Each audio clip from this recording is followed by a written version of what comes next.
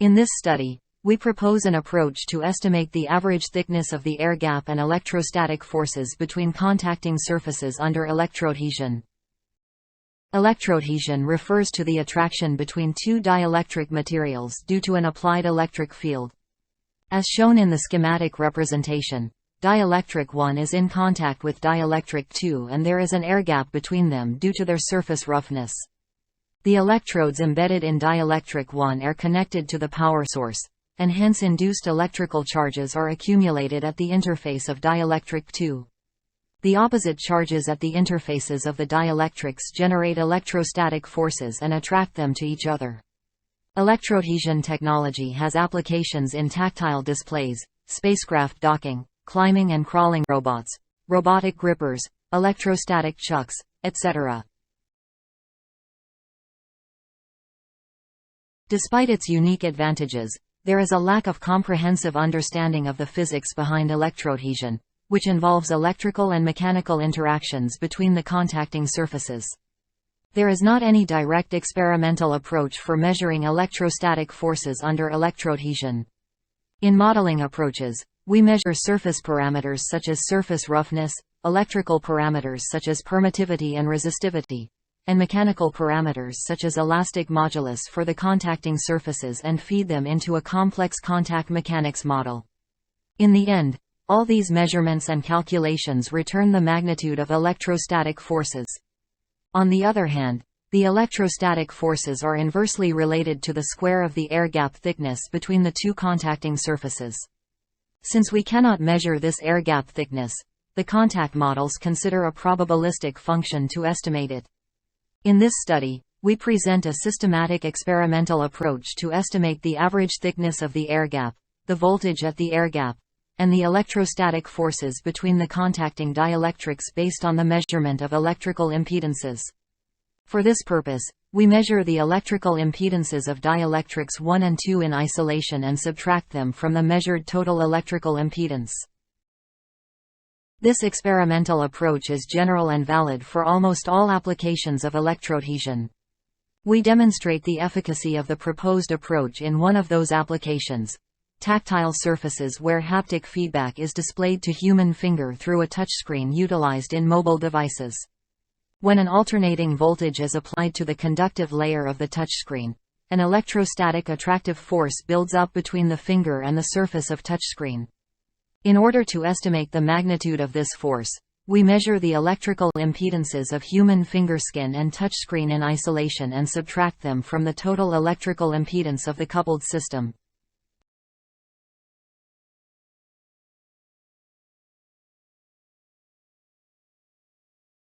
The electrochemical bioimpedance of the skin was measured using two electrodes. A small hydrogel electrode was attached to the participant's right-hand index finger. A larger electrode was attached to the ventral forearm of the same hand.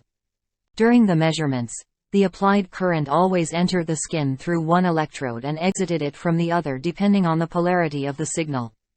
A weight of 100 grams, equivalent to a normal force of 1 Newton, was placed on top of the small electrode at the fingertip and kept vertically aligned using a custom-made circular tube. The electrical impedance of the touchscreen was measured using a set of 5 custom-made metal electrodes. The electrodes were attached to the touchscreen's surface at 5 different locations using a very thin layer of silver grease. A support structure was manufactured to keep the connection cables stable to minimize the electrical noise. The total electrical impedance of the finger was measured while the participant's finger was sliding on the surface of the touchscreen. A user interface was developed in MATLAB to provide visual feedback to the participant while his finger made circular movements on the surface of the touchscreen. The black-colored cursor displayed on the computer monitor circled on the dashed green trajectory with a constant velocity of 40 mm per second.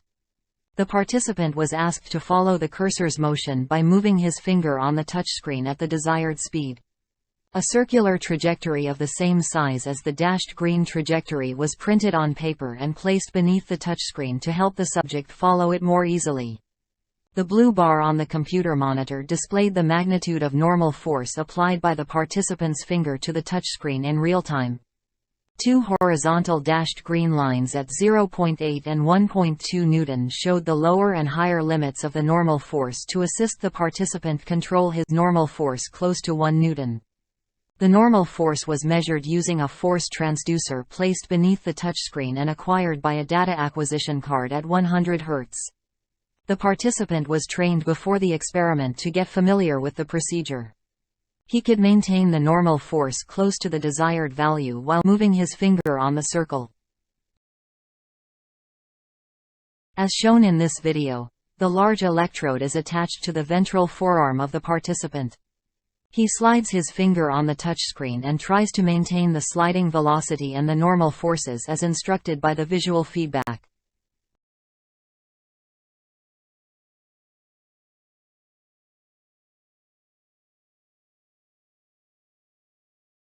In order to estimate the electrostatic forces between the contacting surfaces under electroadhesion, we first calculate the remaining electrical impedance, Z sub R, by subtracting the impedances of the finger skin and the touchscreen from the total electrical impedance. Then, we calculate the remaining admittance and capacitance from the impedance data. We know that the remaining admittance is made of remaining conductance and susceptance. After fitting a 1 decade per decade line to the admittance data, we observed that the line fits the admittance data for frequencies above 30 Hz. The remaining phase also exhibits more capacitive behavior at those frequencies. Hence, the remaining susceptance is equal to the magnitude of remaining admittance at higher frequencies. Using the relation between susceptance and capacitance, we can calculate the remaining capacitance at frequencies above 30 Hz, which is a constant value for every entry of the remaining admittance. When we plotted the resultant capacitance, we observed that it fits the remaining capacitance data. Hence, we concluded that the remaining capacitance is dominated by the air gap capacitance at frequencies above 30 Hz and an undesired capacitance dominates the remaining data at frequencies lower than 30 Hz.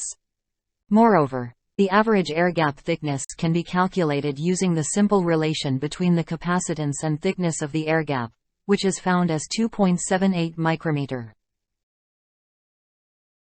Using our proposed circuit model, we calculated the voltage at the air gap, which enabled us to calculate the magnitude of electrostatic forces using the normal component of Maxwell's stress tensor.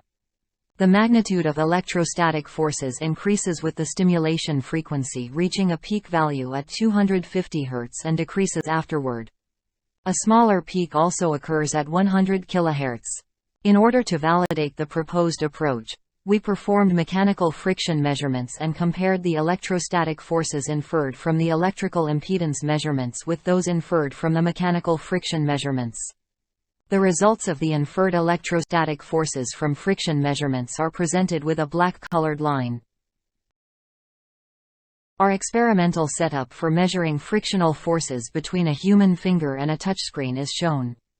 The major components of this setup include a force transducer placed under a capacitive touchscreen to measure the normal and tangential forces acting on the finger, 2 linear translational stages to move the touchscreen with respect to the finger in normal and tangential directions, a high-speed camera to capture the images of fingerpad, a coaxial light source, a waveform generator, and a piezo amplifier to apply the desired voltage signals to the conductive layer of the touchscreen. The normal and tangential forces acting on the finger are acquired at 2.5 kHz using a data acquisition card. The goal of the experiment is to measure the coefficient of sliding friction between the finger and touchscreen with and without electroadhesion and then estimate the electrostatic force using these measurements. During the sliding, it is possible to achieve both forward and backward slidings. The forward sliding is defined as the finger movement from the left-hand side of the touchscreen to the right-hand side.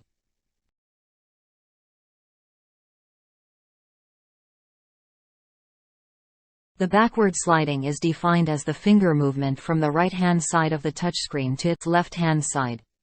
During both motions, the PID controller tries to maintain the normal force acting on the finger at the desired value.